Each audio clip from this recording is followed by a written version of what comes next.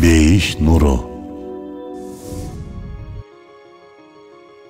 Груйморф куштарынын таңгаларлык учуусу. 200 грамм салмактагы груйморф куштары жыл сайын Аляскадан Гавайиге 4000 километрдик мезгилдик саякат жасайт. Бул аралыкты алар 88 саат, тагыраагы 3,5 күн эч токтобостон учуп өтөт.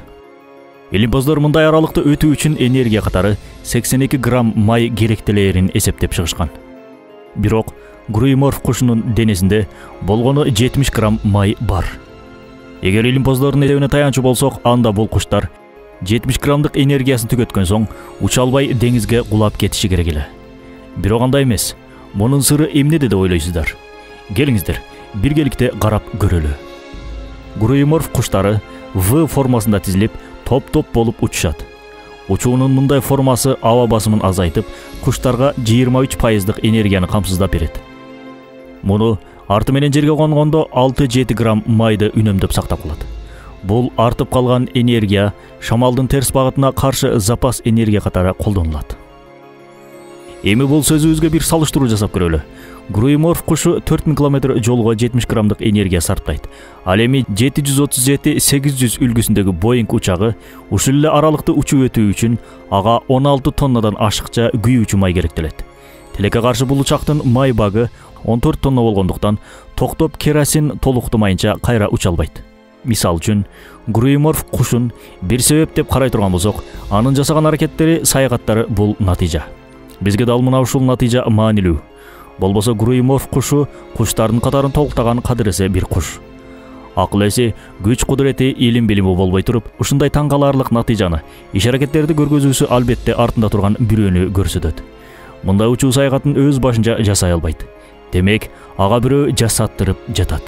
Эгер груйморф кушунун мындай учуу саякатын бирөө, тагыраагы Аллах жасатып жатат деп айтпасак, анда бир топ суроолор келип чыгат.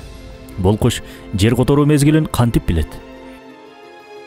Эгер жолдорго багыт көргөзүүчү белгилер коюлбаганда, жолубуздан адашмакпыз. Түгүл багыттоочу белгилерди көрүп, жол картасын колдонгондо деле кээде жаңылып атпайбызбы?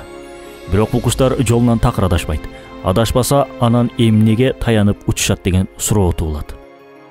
88 саат бою токтобой учуу абдан оор иш. Адамдардын эң чыдамкай болуп эсептелген марафон күлүктөрү эң көп чуркады дегенде 40-50 км араң чуркайт. Андай болсо бул куштар чыдамдуу денеге кантип жетти экен? Саякатына зарыл болгон 70 граммдык майды, энергияны денесине ким орнотту? Шамалдын таасирин жоготкон В формасындагы учуу ыкмасын аларга ким үйрөттү? Керек болсо адамзат жасаган учак бул кушка тең келе албайт. Бир кушка тең келе албаган учактын устасы болуп жатса, кантип эле ушул кереметтүү груйморф кушунун устасы болбой койсун? Кантип эле кокусунан жаралып калсын? Бул куш 70 грамм май менен 4000 км аралыкты уча алат. Ал эми адамзат тарыхындагы жетишкендиктерден болгон учак бул аралыкты учуп өтүү үчүн 16 тонна күйүүчү майга муктаж. Андыктан бул куштун устасын абдан даанышман жана үнөмчүл зат деп айтсак жаңылышпайбыз.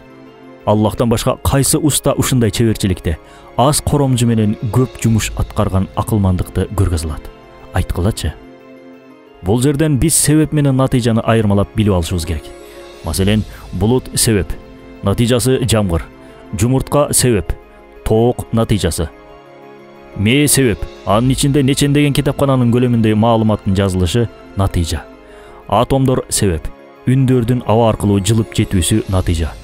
Бал арысы бир себеп, бал натыйжа.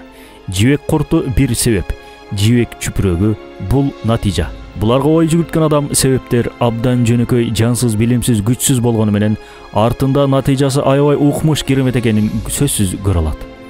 Бул дегени себептер болгон бир ортодогу парда экенин, алардын чыныгы натыйжасын жасаган зат Аллах экендигин бизге даана көргөзүп турат. Демек, биз жаратылыштагы ар бир жаратыкты, ар бир барлыкты караган кезде анын жеке өзүнө байланып калбастан, анын артындагы устасын, жаратуучусун көрө билишибиз керек. Аны тааный билишибиз керек. Мына ошондо чыныгы тафаккур кылган инсан болобуз.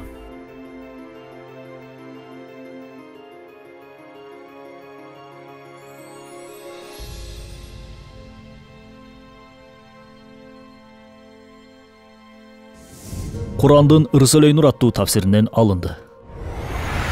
Бейиш нуру.